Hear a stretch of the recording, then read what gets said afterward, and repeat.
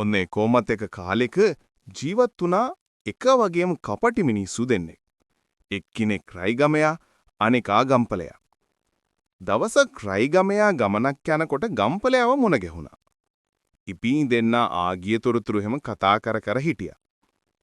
එතකොට ගම්පලයා කියනවා යාළුවේ අපි දෙන්න එකතු වෙලා වෙළඳාමක්පත් කරමුද? ඒකනම් හොඳයි. වත්තේ පිටියේ තියෙන දෙයක් එකතු කරගෙන නගරයට ගිහිල්ලා විකුණමු. රයිගමයා කිව්වා. ඔන්න දෙන්නම වෙළඳාම යන්න තීරණය කරගත්තා.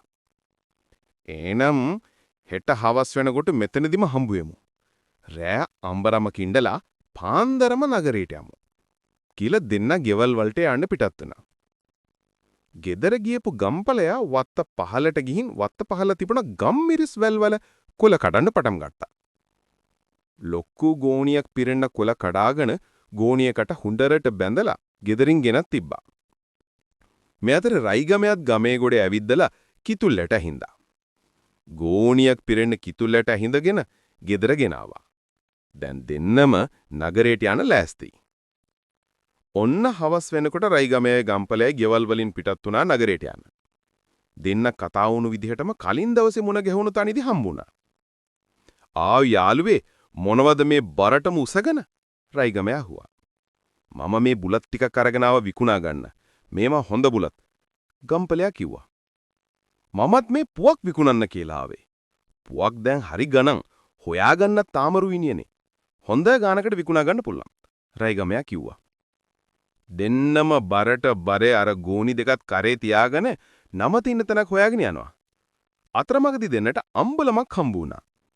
දෙන්නම අම්බලමට වෙලා මහන්සි හින්දා නිදාගත්තා.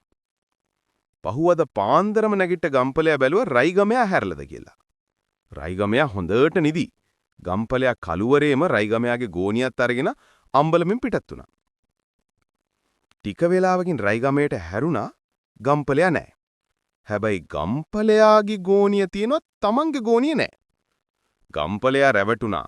බුලත් ටික තියලා මගේ කිතුල්ලට ගෝණිය අරගෙන ගිහින් මගේ වාසනාව කියලා රයිගමයා හරිම සතුටින් අර ගම්පලයාට බුලත් ගෝණියත් කරේ තියාගෙන නගරයට ගියා. දැන් හොඳටම එළිය වැටිලා. නගරයට ගිය ගම්පලයා කඩේකට ගිහින් හොඳ පුවක් තියනවා ගන්නවද කියලා ඇහුවා. කඩේ මුදලාලිත් හොඳයි බලමු කියලා කිව්වා. ගම්පලයා ගෝණිය ලිහිලා පුවක් ටික බිමට හැලුවා.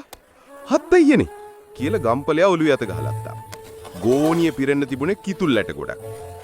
රයිගමයාත් බුලත් විකුණන්න හිතාගෙන ගෝණිය ලිහිලා බැලුවම තිබුණේ ගම්මිරිස් කොළ ගොඩක්. මම ගම්පලයා රැවටුණා කියලා හිතුවට අන්තිමේදී මමත් රැවටුණානේ කියලා රයිගමයට කියුණා. අන්තිමේදී දෙන්නටම දෙන්න රවට්ටන්න ගිහින් ඒ දෙන්නම රැවටුණා.